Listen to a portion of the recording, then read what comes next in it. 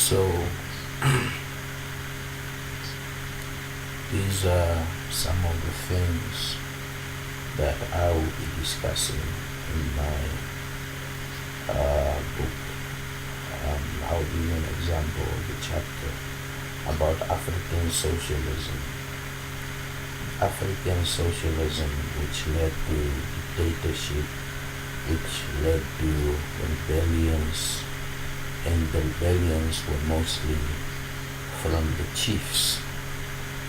When the chiefs were told they have less authority, they would usually uproar their warriors already, and there would be a civil war. And as time went on, with more and more resources and training, a lot of rebels, I guess, started to have power, enough power to overthrow dictators or to push them to a negotiating table. Now, societies like that are governed with socialism are surprisingly, to some extent,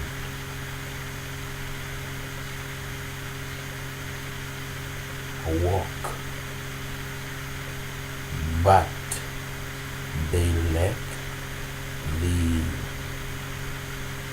democratic institution of electing and re-electing, so that cabinets can change, administrations can change, and power can be changed. And the God complex that is associated with the people who rule these societies, that God complex is basically one of the downfalls, because they get drunk with power. Now, there's been a question: why is it that countries that have been oppressed tend to, or seem to oppress the others? Well, here's the thing: the soldiers that fight in these wars of oppression, a lot of them are innocent. Then you get the fighting soldiers, and I'll give this example of apartheid Namibia and apartheid South Africa, where you had the sort of who are more like the border patrols, the ones that walk around to see that there's no trouble and so forth. And then you had the multi-tasked militants, the Kufut, who are basically indoctrinated to get things done by all means. Now, as much as the people who benefited from these rule benefited, they also had no choice. Only some of them that formed rebellions, but they didn't do it thinking, oh, one day we're going to overthrow this government. They literally just put their lives on the line, thinking maybe one day. And let's not forget Western interference in all of these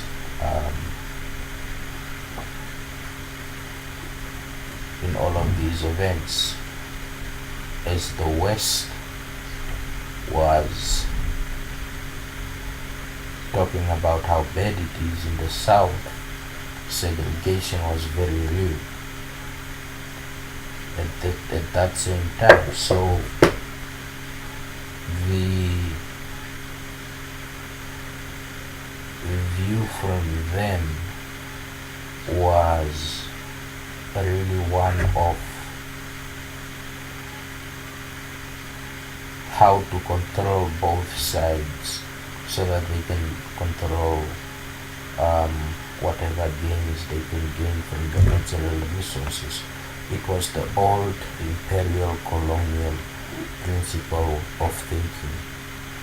Now, I was told of a story about a family member who came back from Plan, as they called them, and he'd been in the bush for so long, and he came back and he went to the shops and he bought doom, and he sprayed himself with doom, to smell good, because he'd been gone for so long that he didn't know that doom was for insects, and that there was actually other brands that you use as spray, because he'd been gone from society for so long. And I think this is one of the attributing factors of this whole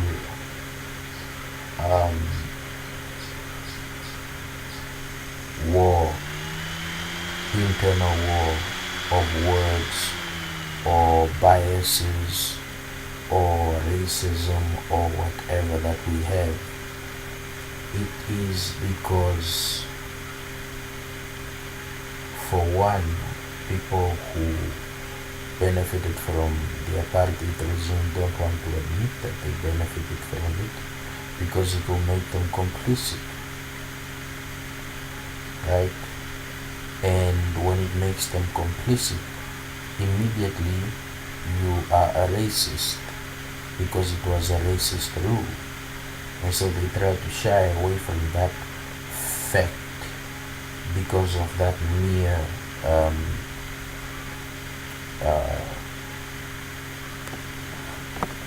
fine print. But I think they should admit it. Okay, sure, we benefited, and we still benefit from being white, because a lot of black people would trust a white man wearing shorts and some sort of savannah shirt than they would a black man wearing a suit. And it's a fact.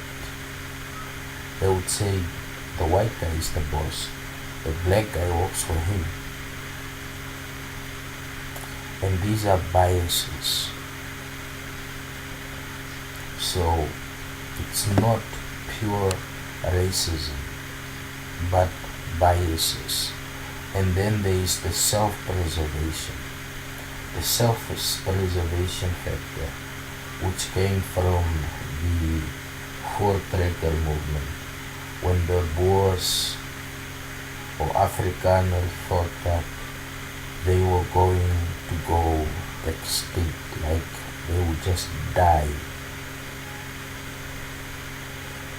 And when they eventually settled, they decided preserving their culture is number one. They used to mingle and trade and so forth with a lot of the local tribes and so forth, but they decided no more. We are going to preserve ourselves. And that was one of the instigators which led eventually to the apartheid later on in the years. So growing up with those biases, well, obviously some kids, especially those who aren't exposed to black friends, and by friends I mean just a friend, not because he's black, but because he's a friend. And yeah, it really does put that spectrum of wonder out there. Like, had things been different in this way, had things been different in that way, had things been different in this way, would certain things have changed? And the answer is still no, because the British were not going to let go of their colonies unless it was by blood. Right? And that's exactly how it happened. And a lot of black people are not exposed to moderate white people in Southwest Africa, and especially when you go up in Africa, up the equator, it's even worse. Yeah, I mean, there was an article where a guy was writing, how can you have these German buildings and harbor these Germans when they are the people that came to kill your people? That sort of narrative is backwards, because now they are citizens irrespective of the language that they speak, and they have citizen protection.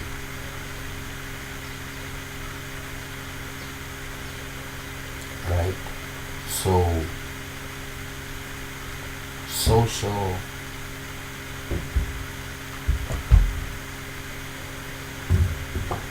social governance was strong.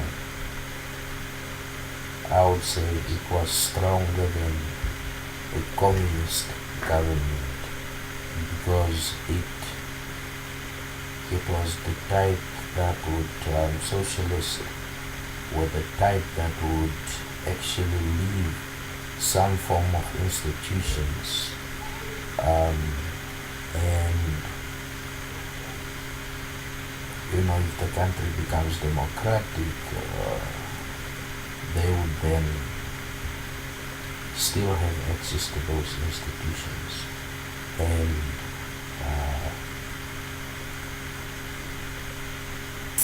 talking about the Namibian constitution,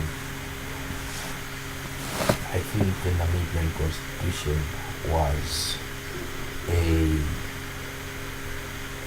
compromise. It was definitely a compromise, because government didn't get the mines, government didn't get most of the economic capital, but instead, to their credit, government has made money from the get-go, and made more money at a rate that embarrasses so-called bigger countries with bigger populations, which is another thing that I wanted to touch on. This is not related to the socialist topic, it's related to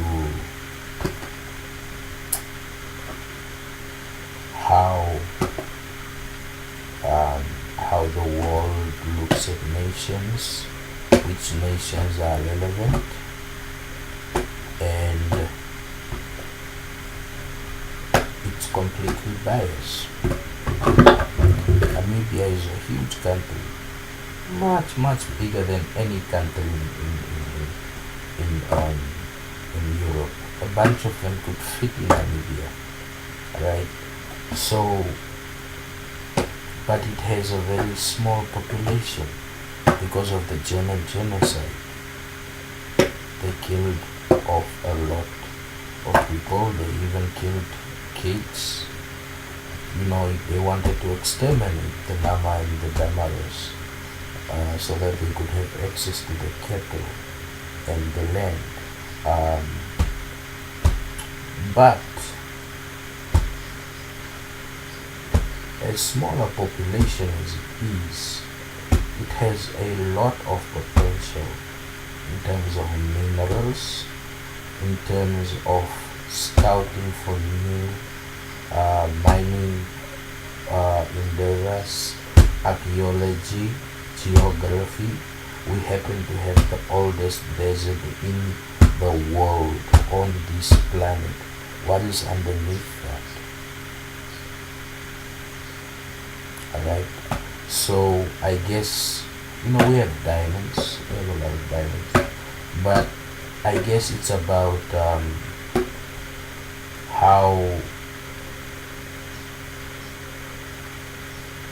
how many minerals you have, which you trade, that can be seen as your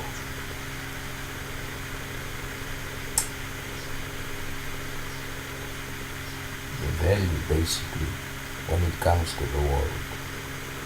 Because I haven't seen a lot, apart from the Peace Corps and the Red Cross, who come to aid some of the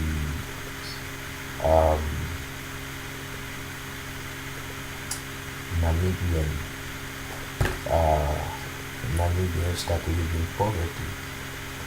And of all those, they are all surprised when they get here. They're like, look at the cars that are driving, those cars. And look at that, wow, the roads are fine. Like, these people are living okay. But there are people who are not, and they are more on the outskirts of the towns and so forth. And the ideas of how to help them help themselves have been left to us and us alone. We just got dumped with some document for Vision 2030, which says do this by 2030, but it didn't give direct instructions because it wasn't done country by country. That would have cost a lot of money, a lot of time. So that's what I think of it. And I think by 2020 we can make a difference. Like I said, with 2017, will definitely make a difference. Hopefully I am not flown out by the